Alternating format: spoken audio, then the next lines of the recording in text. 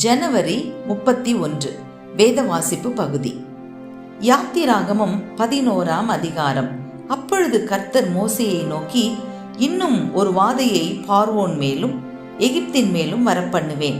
அதற்கு பின் அவன் உங்களை இவ்விடத்திலிருந்து போக விடுவான். சமூலமாய் உங்களை போக விடுவதும் அல்லாமல் உங்களை இவ்விடத்திலிருந்து துரத்தியும் விடுவான். இப்பொழுது ஒவ்வொருவனும் அவனவன் அயலானிடத்திலும் ஒவ்வொருத்தியும் அவளவள் அயலாளிடத்திலும் வெள்ளியுடைமைகளையும் பொன்னுடைமைகளையும் கேட்கும்படி ஜனங்களுக்கு சொல் என்றார். அப்படியே கர்த்தர் ஜனங்களுக்கு எகிப்தியரின் கண்களில் தயவு கிடைக்கும்படி செய்தார். மோசே என்பவன் எகிப்து தேசத்தில் பார்வோனுடைய ஊழியக்காரரின் பார்வைக்கும் ஜனங்களின் பார்வைக்கும் மிகவும் பெரியவனாய் இருந்தான். அப்பொழுது மோசே, கர்த்தர் நடுராத்திரியிலே நான் எகிப்தின் மத்தியில் புறப்பட்டு போவேன். அப்பொழுது சிங்காசனத்தின் மேல் வீற்றிருக்கும் பார்வோனுடைய தலைப்பிள்ளை முதல் ஏந்திரம் அரைக்கும் அடிமை பெண்ணுடைய தலைப்பிள்ளை வரைக்கும் எகிப்து தேசத்தில் இருக்கிற முதற்பேர் அனைத்தும் மிருக ஜீவன்களின் தலையீற்றனைத்தும் சாகும் என்று உரைக்கிறார் என்று சொன்னதுமன்றி, அதனால் எகிப்து தேசம் எங்கும் முன்னும் பின்னும் ஒரு காலம் உண்டாகாத பெரிய கூக்குரல் உண்டாகும். ஆனாலும் கர்த்தர் எகிப்தியருக்கும் இஸ்ரவேலருக்கும் பண்ணுகிற வித்தியாசத்தை நீங்கள் அறியும்படிக்கு இஸ்ரவேல் புத்திரர் அனைவருக்குள்ளும் மனிதர் முதல் மிருக ஜீவன்கள் வரைக்கும் ஒரு நாயாகிலும் தன் நாவை அசைப்பதில்லை. அப்பொழுது உம்முடைய ஊழியக்காரராகிய இவர்கள் எல்லாரும் என்னிடத்தில் வந்து பணிந்து, நீயும் உன்னை பின்பற்றுகிறவர்கள் யாவரும் புறப்பட்டு போங்கள் என்று சொல்லுவார்கள். அதன் பின் புறப்படுவேன் என்று சொல்லி உக்கிரமான கோபத்தோடே பார்வோனை விட்டு புறப்பட்டான். கர்த்தர் மோசேயை நோக்கி, எகிப்து தேசத்தில் என் அற்புதங்கள் அநேகமாகும்படிக்கு பார்வோன் உங்களுக்கு செவி கொடுக்க மாட்டான் என்று சொல்லி இருந்தார். மோசேயும் ஆரோனும் இந்த அற்புதங்களையெல்லாம் பார்வோனுக்கு முன்பாக செய்தார்கள். கர்த்தர் பார்வோனின் இருதயத்தை கடினப்படுத்தினதினால் அவன் இஸ்ரவேல் புத்திரரை தன் தேசத்திலிருந்து போகவிடவில்லை. யாத்திராகமம் 12ஆம் அதிகாரம். கர்த்தர் எகிப்து தேசத்தில் மோசேயையும் ஆரோனையும் நோக்கி, இந்த மாதம் உங்களுக்கு பிரதான மாதம். இது உங்களுக்கு வருஷத்தின் முதலாம் மாதமாய் இருப்பதாக. நீங்கள் இஸ்ரவேல் சபையார் யாவரையும் நோக்கி, இந்த மாதம் 10ஆம் தேதியில் வீட்டு தலைவர்கள் வீட்டுக்கு ஒரு ஆட்டுக்குட்டியாக ஒவ்வொருவரும் ஒவ்வொரு ஆட்டுக்குட்டியை தெரிந்து கொள்ள கடவர்கள். ஒரு வீட்டில் இருக்கிறவர்கள் ஒரு ஆட்டுக்குட்டியை புசிக்கிறதற்கு போதுமான பேர்களாயிராமற் போனால் அவனும் அவன் சமீபத்தில் இருக்கிற அவனுடைய அயல் வீட்டுக்காரனும் தங்களிடத்தில் உள்ள ஆத்துமாக்களின் லக்கத்திற்கு தக்கதாக ஒரு ஆட்டுக்குட்டியை தெரிந்து கொள்ள வேண்டும். அவனவன் புசிப்புக்கு தக்கதாக லக்கம் பார்த்து ஆட்டுக்குட்டியை தெரிந்து கொள்ள வேண்டும். அந்த ஆட்டுக்குட்டி பழுதற்றதும் ஆணும் 1 வயதுள்ளதுமாய் இருக்க வேண்டும். செம்மறி ஆடுகளிலாவது வெள்ளாடுகளிலாவது அதை தெரிந்து கொள்ளலாம். அதை இந்த மாதம் 14ஆம் தேதி வரைக்கும் வைத்திருந்து இஸ்ரவேல் சபையின் ஒவ்வொரு கூட்டத்தாரும் சாயங்காலத்தில் அதை அடித்து அதன் இரத்தத்தில் கொஞ்சம் எடுத்து தாங்கள் அதை புசிக்கும் வீட்டு வாசல் நிலைக்கால்கள் 2லும் நிலையின் மேற்சட்டத்திலும் தெளித்து அன்று ராத்திரியிலே அதன் மாம்சத்தை நெருப்பினால் சுட்டு புளிப்பில்லாத அப்பத்தோடும் கசப்பான கீரையோடும் அதை புசிக்க கடவர்கள். பச்சையாயும் தண்ணீரில் அவிக்கப்பட்டதாயும் அல்ல. அதன் தலையையும் அதன் தொடைகளையும் அதற்குள்ள யாவையும் ஏகமாய் நெருப்பினால் சுட்டதாய் அதை புசிப்பீர்களாக. அதிலே ஒன்றையும் விடியற்காலம் மட்டும் மீதியாக வைக்காமல் விடியற்காலம் மட்டும் அதிலே மீதியாய் இருக்கிறதை அக்கினியினால் சுட்டெரிப்பீர்களாக. அதை புசிக்க வேண்டிய விதமாவது, நீங்கள் உங்கள் அறைகளில் கச்சையை கட்டிக்கொண்டும் உங்கள் கால்களில் பாதரட்சை தொடுத்து கொண்டும் உங்கள் கையில் தடி பிடித்து கொண்டும் அதை தீவிரமாய் புசிக்க கடவீர்கள். அது கர்த்தருடைய பஸ்கா. அன்று ராத்திரியிலே நான் எகிப்து தேசம் எங்கும் கடந்து போய் எகிப்து தேசத்தில் உள்ள மனிதர் முதல் மிருக ஜீவன்கள் மட்டும் முதற்பேராயிருக்கிறவைகளை எல்லாம் அதம் பண்ணி எகிப்து தேவர்களின் மேல் நீதியை செலுத்துவேன். நானே கர்த்தர். நீங்கள் இருக்கும் வீடுகளில் அந்த இரத்தம் உங்களுக்காக அடையாளமாய் இருக்கும். அந்த இரத்தத்தை நான் கண்டு உங்களை கடந்து போவேன். நான் எகிப்து தேசத்தை அழிக்கும் போது அழிக்கும் வாதை உங்களுக்குள்ளே வராதிருக்கும். அந்த நாள் உங்களுக்கு நினைவு கூறுதலான நாளாய் இருக்க கடவுது. அதை கர்த்தருக்கு பண்டிகையாக ஆசரிப்பீர்களாக. அதை உங்கள் தலைமுறை தோறும் நித்திய நியமமாக ஆசரிக்க கடவீர்கள். புளிப்பில்லா அப்பத்தை 7 நாள் அளவும் புசிக்க கடவீர்கள். முதலாம் நாளில் தானே புளித்த மாவை உங்கள் வீடுகளிலிருந்து நீக்க வேண்டும். முதலாம் நாள் தொடங்கி 7ஆம் நாள் வரைக்கும் புளித்த அப்பம் புசிக்கிறவன் எவனோ அவன் அந்த ஆத்துமா இஸ்ரவேலிலிருந்து அறுப்புண்டு போவான். புளிப்பில்லா அப்பத்தை 7 நாள் அளவும் புசிக்க கடவீர்கள். முதலாம் நாளில் தானே புளித்த மாவை உங்கள் வீடுகளிலிருந்து நீக்க வேண்டும். முதலாம் நாள் தொடங்கி 7ஆம் நாள் வரைக்கும் புளித்த அப்பம் புசிக்கிறவன் எவனோ அந்த ஆத்துமா இஸ்ரவேலிலிருந்து அறுப்புண்டு போவான். முதலாம் நாளில் பரிசுத்த சபை கூடுதலும் 7ஆம் நாளிலும் பரிசுத்த சபை கூடுதலும் இருக்க வேண்டும். அவைகளில் ஒரு வேளையும் செய்யப்படலாகாது. அவரவர் சாப்பிடுகிறதற்கு தேவையானது மாத்திரம் உங்களால் செய்யப்படலாம். புளிப்பில்லா அப்ப பண்டிகையை ஆசரிப்பீர்களாக. இந்த நாளில்தான் நான் உங்கள் சேனைகளை எகிப்து தேசத்திலிருந்து புறப்பட பண்ணினேன். ஆகையால் உங்கள் தலைமுறை தோறும் நித்திய நியமமாக இந்த நாளை ஆசரிக்க கடவீர்கள்.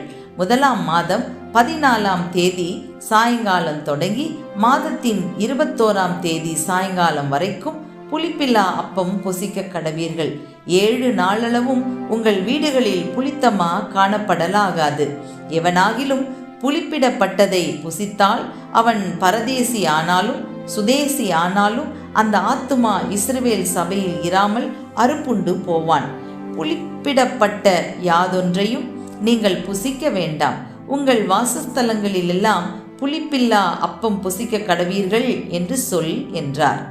அப்பொழுது மோசே இஸ்ரவேல் மூப்பர் யாவரையும் அழைப்பித்து, நீங்கள் உங்கள் குடும்பங்களுக்கு தக்கதாக உங்கள் ஆட்டுக்குட்டியை தெரிந்தெடுத்து கொண்டு பஸ்காவை அடித்து ஈசோப்பை கொழுந்துகளின் கொத்தை எடுத்து கிண்ணியில் இருக்கும் இரத்தத்தில் தோய்த்து அதில் இருக்கும் அந்த இரத்தத்தை வாசல் நிலைக்கால்களின் மேற்சட்டத்திலும் வாசலின் நிலைக்கால்கள் 2லும் தெளியுங்கள். விடியற்காலம் வரைக்கும் உங்களில் ஒருவரும் வீட்டு வாசலை விட்டு புறப்பட வேண்டாம். கர்த்தர் எகிப்தியரை அதம் பண்ணுகிறதற்கு கடந்து வருவார். நிலையின் மேற்சட்டத்திலும் வாசலின் கீழ் நிலைக்கால்கள் 2லும் அந்த இரத்தத்தை காணும்போது கர்த்தர் சங்காரக்காரனை உங்கள் வீடுகளில் உங்களை அதம் பண்ணுகிறதற்கு வர ஒட்டாமல் வாசற்படியை விலகி கடந்து போவார். இந்த காரியத்தை உங்களுக்கும் உங்கள் பிள்ளைகளுக்கும் நித்திய நியமமாக கை கொள்ள கடவீர்கள். கர்த்தர் உங்களுக்கு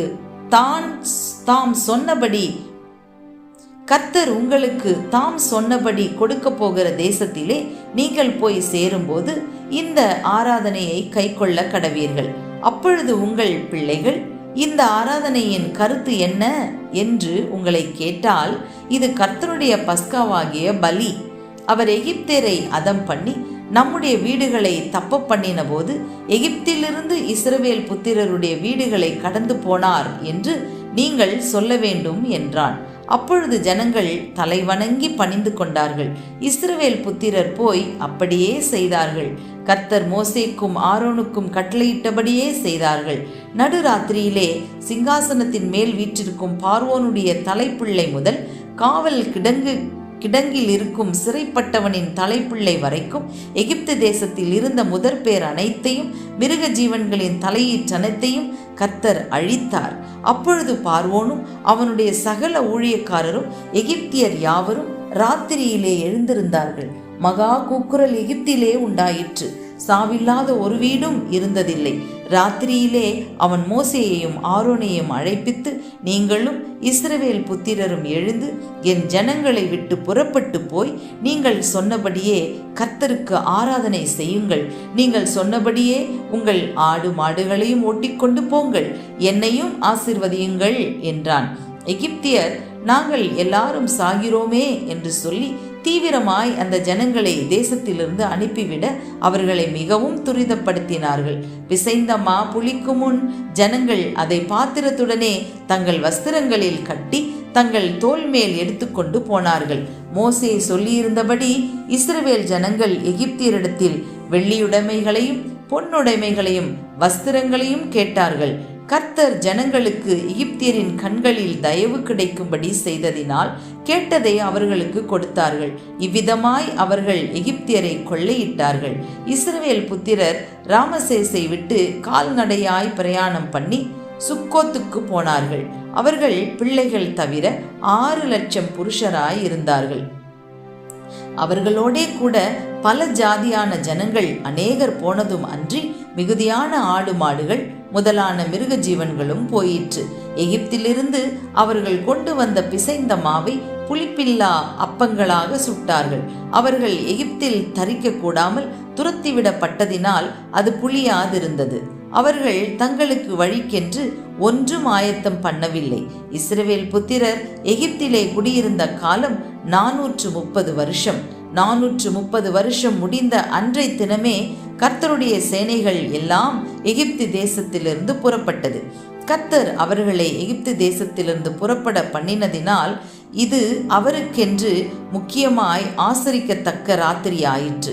இஸ்ரவேல் சந்ததியார் எல்லாரும் தங்கள் தலைமுறை தோறும் கர்த்தருக்கு முக்கியமாய் ஆசரிக்க வேண்டிய ராத்திரி இதுவே. மேலும் கர்த்தர் மோசேயையும் ஆரோனையும் நோக்கி, பஸ்காவின் நியமமாவது அந்நிய புத்திரன் ஒருவனும் அதை புசிக்க வேண்டாம். பணத்தினால் கொல்லப்பட்ட அடிமையானவன் எவனும் நீ அவனுக்கு விருத்த சேதனம் பண்ணின பின் அவன் அதை புசிக்கலாம். அந்நியனும் கூலியாளும் அதிலே புசிக்க வேண்டாம். அதை ஒவ்வொரு வீட்டிற்குள்ளும் புசிக்க வேண்டும். அந்த மாம்சத்தில் கொஞ்சமாகிலும் வீட்டிலிருந்து வெளியே கொண்டு போக கூடாது. அதில் ஒரு எலும்பையும் முறிக்க கூடாது. இஸ்ரவேல் சபையார் எல்லாரும் அதை ஆசரிக்க கடவர்கள். அந்நியன் ஒருவன் உன்னிடத்திலே தங்கி கர்த்தருக்கு பஸ்காவை ஆசரிக்க வேண்டும் என்று இருந்தால் அவனை சேர்ந்த ஆண் பிள்ளைகள் யாவரும் விருத்த சேதனம் பண்ணப்பட வேண்டும். பின்பு அவன் சேர்ந்து அதை ஆசரிக்க வேண்டும். அவன் சுதேசியை போல் இருப்பான். விருத்த சேதனம் இல்லாத ஒருவனும் அதில் புசிக்க வேண்டாம். சுதேசிக்கும் உங்களிடத்தில் தங்கும் பரதேசிக்கும் ஒரே பிரமாணம் இருக்க கடவுது என்றார். இப்படியே இஸ்ரவேல் புத்திரர் எல்லாரும் செய்தார்கள். கர்த்தர் மோசேக்கும் ஆரோனுக்கும் கட்டளையிட்டபடியே செய்தார்கள். அன்றை தினமே கர்த்தர் இஸ்ரவேல் புத்திரரை அணி அணியாய் எகிப்து தேசத்திலிருந்து புறப்பட பண்ணினார். சங்கீதம் 31. கர்த்தாவே, உம்மை நம்பியிருக்கிறேன். நான் ஒரு காலம் வெட்கமடையாதபடி செய்யும். உமது நீதி நிமித்தம் என்னை விடுவியும். உமது செவியை எனக்கு சாய்த்து சீக்கிரமாய் என்னை தப்புவியும். நீர் எனக்கு பலத்த துருகமும் எனக்கு அடைக்கலமான அரணுமாயிரும். என் கண்மலையும் என் கோட்டையும் நீரே. உமது நாமத்து நிமித்தம் எனக்கு வழிகாட்டி என்னை நடத்தி அருளும். அவர்கள் எனக்கு மறைவாய் வைத்த வலைக்கு என்னை நீங்களாக்கிவிடும். தேவரீரே எனக்கு அரண். உமது கையில் என் ஆவியை ஒப்புவிக்கிறேன். சத்தியபரனாகிய கர்த்தாவே, நீர் என்னை மீட்டுக் கொண்டீர். வீண் மாயைகளை பற்றி கொள்ளுகிறவர்களை நான் வெறுத்து கர்த்தரையே நம்பியிருக்கிறேன். உமது கிருபையிலே களி கூர்ந்து மகிழுவேன். நீர் என் உபத்திரவத்தை பார்த்து என் ஆத்தும வியாகுலங்களை அறிந்திருக்கிறீர். சத்துருவின் கையில் என்னை ஒப்புக்கொடாமல் என் பாதங்களை விசாலத்திலே நிறுத்தினீர். எனக்கு இரங்கும் கர்த்தாவே, நான் நெருக்கப்படுகிறேன். துக்கத்தினால் என் கண்ணும் என் ஆத்துமாவும் என் வயிறும் கூட கருகி போயிற்று. என் பிராணன் சஞ்சலத்தினாலும் என் வருஷங்கள் தவிப்பினாலும் கழிந்து போயிற்று. என் அக்கிரமத்தினாலே என் பலன் குறைந்து என் எலும்புகள் உலர்ந்து போயிற்று. என் சத்துருக்களாகிய யாவர் நிமித்தமும் நான் என் அயலாருக்கு நிந்தையும் எனக்கு அறிமுகமானவர்களுக்கு அருக்களிப்புமானேன். வீதியிலே என்னை கண்டவர்கள் எனக்கு விலகி ஓடிப்போனார்கள். செத்தவனைப் போல எல்லாராலும் முழுவதும் மறக்கப்பட்டேன். உடைந்த பாத்திரத்தை போல ஆனேன். அநேகர் சொல்லும் அவதூறை கேட்டேன். எனக்கு விரோதமாக அவர்களால் ஏகமாய் ஆலோசனை பண்ணுகிறதினால் திகில் என்னை சூழ்ந்து கொண்டது. என் பிராணனை வாங்க தேடுகிறார்கள். நானோ, கர்த்தாவே, உம்மை நம்பியிருக்கிறேன். நீரே என் தேவன் என்று சொன்னேன். என் காலங்கள் உமது கரத்தில் இருக்கிறது. என் சத்துருக்களின் கைக்கும் என்னை துன்பப்படுத்துகிறவர்களின் கைக்கும் என்னை தப்புவியும். நீர் உமது முகத்தை உமது ஊழியக்காரன் மேல் பிரகாசிக்க பண்ணி உமது கிருபையினாலே என்னை ரட்சியும். கர்த்தாவே, உம்மை நோக்கி கூப்பிட்டேன், நான் வெட்கப்பட்டு போகாதபடி செய்யும். துன்மார்க்கர் வெட்கப்பட்டு பாதாளத்தில் மௌனமாய் இருக்கட்டும். நீதிமானுக்கு விரோதமாய் பெருமையோடும் இகழ்ச்சியோடும் கடினமாய் பேசுகிற பொய் உதடுகள் கட்டப்பட்டு போவதாக. உமக்கு பயந்தவர்களுக்கும் மனுபுத்திரருக்கு முன்பாக உம்மை நம்புகிறவர்களுக்கும் நீர் உண்டு பண்ணி வைத்திருக்கிற உம்முடைய நன்மை எவ்வளவு பெரிதாயிருக்கிறது. மனுஷருடைய அகங்காரத்துக்கு அவர்களை உமது சமூகத்தின் மறைவிலே மறைத்து நாவுகளின் சண்டைக்கு அவர்களை விலக்கி உமது கூடாரத்திலே ஒளித்து வைத்து காப்பாற்றுகிறீர். கர்த்தர் அரணான நகரத்தில் எனக்கு தமது கிருபையை அதிசயமாய் விளங்க பண்ணினபடியால் அவருக்கு ஸ்தோத்திரம். உம்முடைய கண்களுக்கு முன்பாக இராதபடிக்கு வெட்டுண்டேன் என்று நான் என் மனக்கலக்கத்திலே சொன்னேன். ஆனாலும் நான் உம்மை நோக்கி கூப்பிட்ட போது என் விண்ணப்பங்களின் சத்தத்தை கேட்டீர். கர்த்தருடைய பரிசுத்தவான்களே, நீங்கள் எல்லாரும் அவரில் அன்பு கூறுங்கள். உண்மையானவனை கர்த்தர் தற்காத்து இடும்பு செய்கிறவனுக்கு பூரணமாய் பதிலளிப்பார். கர்த்தருக்கு காத்திருக்கிறவர்களே, நீங்கள் எல்லாரும் திடமனதாய் இருங்கள். அவர் உங்கள் இருதயத்தை ஸ்திரப்படுத்துவார். மத்தேயு 16ஆம் அதிகாரம் 1ஆம் வசனம் முதல் 12ஆம் வசனம் வரை. பரிசேயரும் சதுசேயரும் அவரை சோதிக்கும்படி அவரிடத்தில் வந்து வானத்திலிருந்து ஓர் அடையாளத்தை தங்களுக்கு காண்பிக்க வேண்டும் என்று கேட்டார்கள். அவர்களுக்கு அவர் பிரதியுத்தரமாக, அஸ்தமனமாகிற போது செவ்வானம் இட்டிருக்கிறது, அதனால் வெளிவாங்கும் என்று சொல்லுகிறீர்கள். உதயமாகிற போது செவ்வானமும் மந்தாரமுமாய் இருக்கிறது, அதனால் இன்றைக்கு காற்றும் மழையும் உண்டாகும் என்று சொல்லுகிறீர்கள். மாயக்காரரே, வானத்தின் தோற்றத்தை நிதானிக்க உங்களுக்கு தெரியுமே. காலங்களின் அடையாளங்களை நிதானிக்க உங்களால் கூடாதா? இந்த பொல்லாத விபசார சந்ததியார் அடையாளம் தேடுகிறார்கள். யோனா தீர்க்கதரிசியின் அடையாளமே அன்றி வேறே அடையாளம் இவர்களுக்கு கொடுக்கப்படுவதில்லை என்று சொல்லி அவர்களை விட்டு புறப்பட்டு போனார். அவருடைய சீஷர்கள் அக்கறை சேர்ந்தபோது அப்பங்களை கொண்டு வர மறந்து போனார்கள். இயேசு அவர்களை நோக்கி, பரிசேயர் சதுசேயர் என்பவர்களின் புளித்த மாவை குறித்து எச்சரிக்கையாயிருங்கள் என்றார். நாம் அப்பங்களை கொண்டு வராதபடியால் இப்படி சொல்லுகிறார் என்று அவர்கள் தங்களுக்குள்ளே யோசனை பண்ணி கொண்டார்கள். இயேசு அதை அறிந்து, அற்ப விசுவாசிகளே, அப்பங்களை கொண்டு வராததை குறித்து நீங்கள் உங்களுக்குள்ளே யோசனை பண்ணுகிறதென்ன? இன்னும் நீங்கள் உணரவில்லையா? 5 அப்பங்களை 5000 பேருக்கு பகிர்ந்ததையும் மீதியானதை எத்தனை கூடை நிறைய எடுத்தீர்கள் என்பதையும், 7 அப்பங்களை 4000 பேருக்கு பகிர்ந்ததையும் மீதியானதை எத்தனை கூடை நிறைய எடுத்தீர்கள் என்பதையும் நீங்கள் நினைவு கூறாமல் இருக்கிறீர்களா? பரிசேயர் சதுசேயர் என்பவர்களின் புளித்தமாவுக்கு எச்சரிக்கையாய் இருக்க வேண்டும் என்று நான் சொன்னது அப்பத்தை குறித்து சொல்லவில்லை என்று நீங்கள் உணராதிருக்கிறது எப்படி என்றார். அப்பொழுது அவர் அப்பத்தின் புளித்தமாவை குறித்து எச்சரிக்கையாய் இருக்க வேண்டும் என்று சொல்லாமல் பரிசேயர் சதுசேயர் என்பவர்களின் உபதேசத்தை குறித்தே அப்படி சொன்னார் என்று அறிந்து கொண்டார்கள்.